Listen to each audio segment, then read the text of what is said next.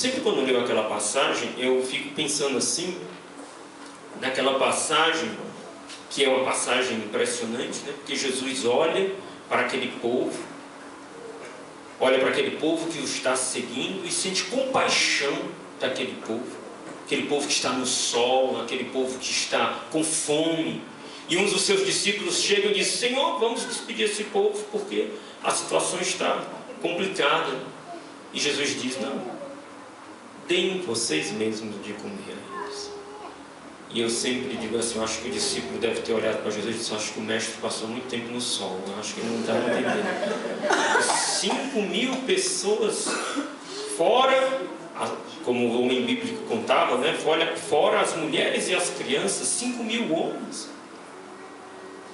E acontece então inusitado. Jesus diz: mas o que vocês têm aí? Né?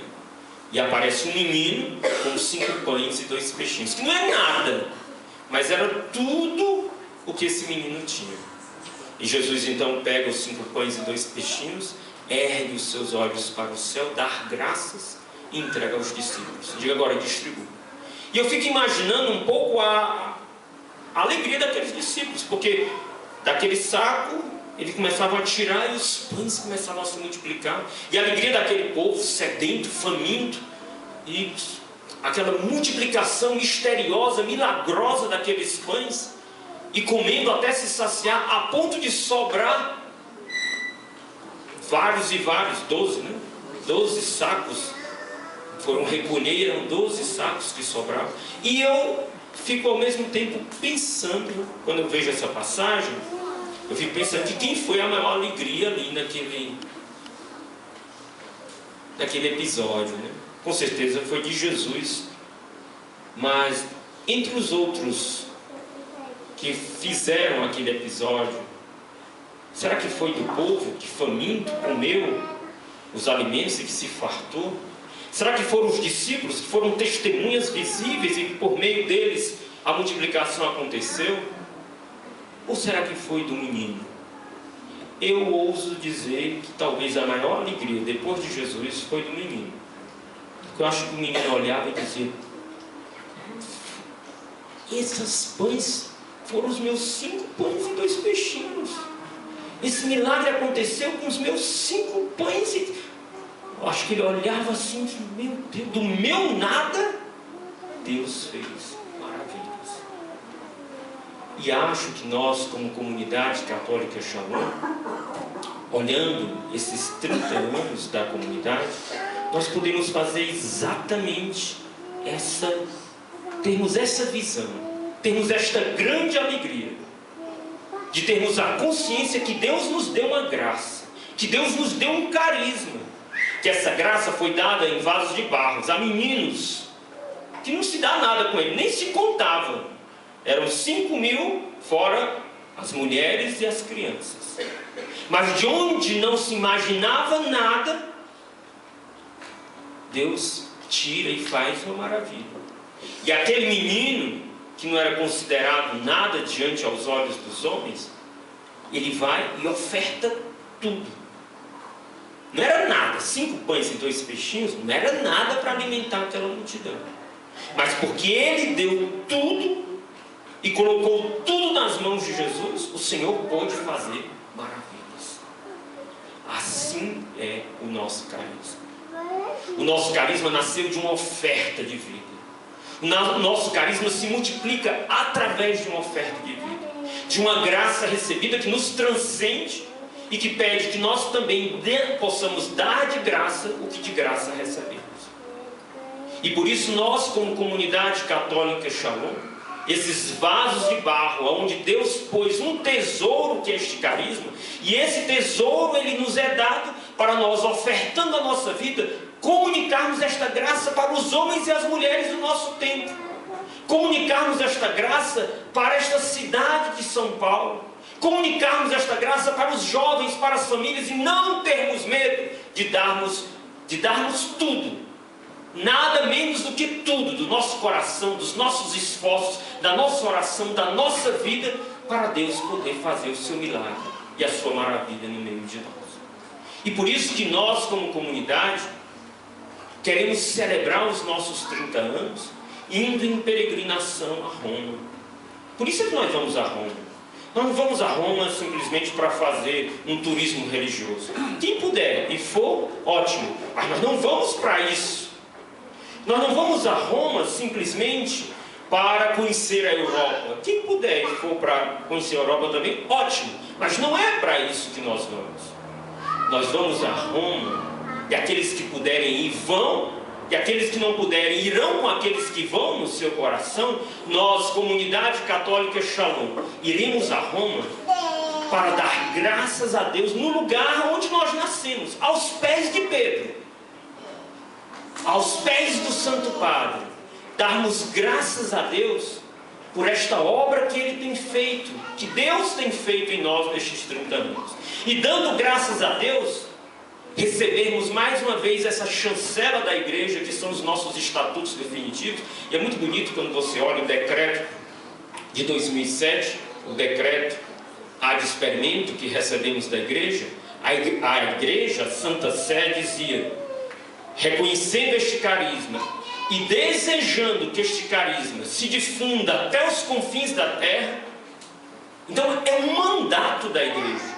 E nós vamos, neste ano de 2012, iremos aos pés do vigário de Cristo, iremos aos pés do sucessor de Pedro, para renovarmos a nossa adesão a Cristo, para renovarmos a nossa adesão à igreja, e para dizermos: eis-nos aqui, envia-nos, porque nós nascemos para isso. Nós nascemos para este mundo que o Evangelho de hoje fala, que Deus amou tanto o mundo que enviou o seu Filho, nosso Senhor Jesus Cristo, não para condenar este mundo, mas para que este mundo fosse salvo por Ele.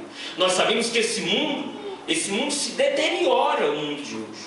Esse mundo que, crendo ou às vezes não crendo em Deus, insiste em viver como se Deus não existisse.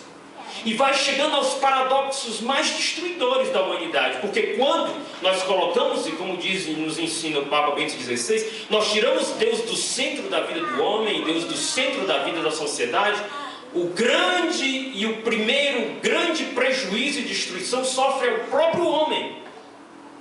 Eu lembrava hoje de manhã, que eu lendo essa semana, eu li que numa revista de ética médica, uma das maiores e mais bem conceituadas revistas de ética médica do mundo, britânica, foi feito um estudo onde dois grandes filósofos da atualidade, um homem e uma mulher, estavam defendendo o que eles chamam um aborto pós-parto. E o que é o aborto pós-parto? A defesa deles era o seguinte: ora, se a criança nasceu e se por acaso, depois do nascimento, se vê que a criança tinha algum defeito ou alguma circunstância que durante a gravidez não foi notada, e isso vai trazer algum sofrimento ou dano para a família ou para a sociedade, os pais e os médicos têm direito de assassinar esta criança. E o argumento que eles davam, por paradoxal que seja, é o argumento que, ao contrário, nós como cristãos damos contra o aborto. E eles diziam: afinal, qual é a diferença entre esta criança fora do útero da mãe e dentro do útero da mãe? São horas. E é o que nós dizemos continuamente. Em favor da vida é o que nós dizemos. E contra a vida é que o mundo paradoxalmente chega. E nós vamos nos assustando aonde a humanidade vai chegando.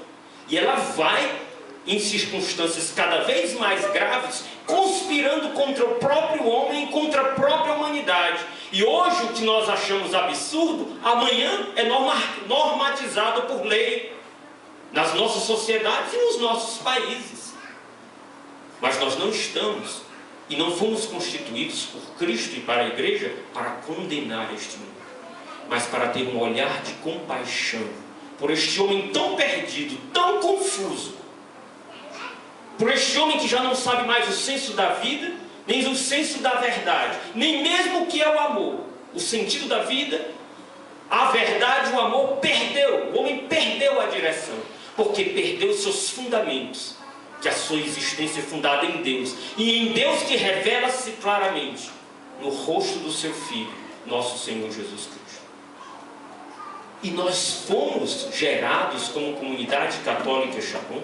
O nosso carisma foi gerado para este mundo de hoje, para evangelizar este homem de hoje, este homem perdido, este homem que perdeu o sentido da vida, que desconhece a verdade e que perdeu a noção do que é o amor.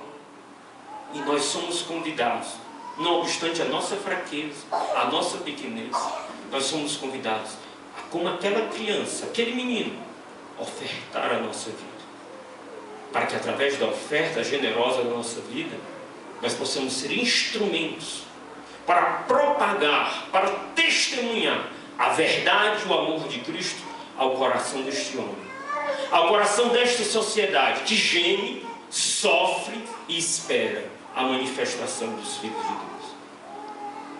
E por isso nós vamos a Roma. Nós vamos fazer esta convenção dos 30 anos, Shalom. Será um momento de celebração, será um momento de graça, onde nós vamos receber e cremos que receberemos por meio da igreja graças particulares. Teremos momentos de celebração eucarística com muitos arcebispos, cardeais da igreja que nos acompanham. Teremos momentos de pregação, o Padre Raniero Cantalamessa estará conosco e outros também estarão conosco. Daremos um aleluia de presente à cidade de Roma, aos jovens de Roma, e assim o faremos.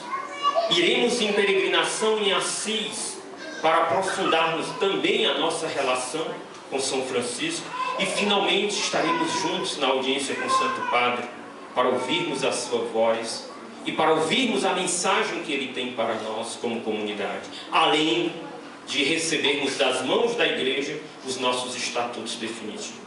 Aqueles que puderem, se empenhem aí, porque será uma grande graça. Aqueles que não puderem estarão juntos conosco, porque estaremos unidos em um só coração.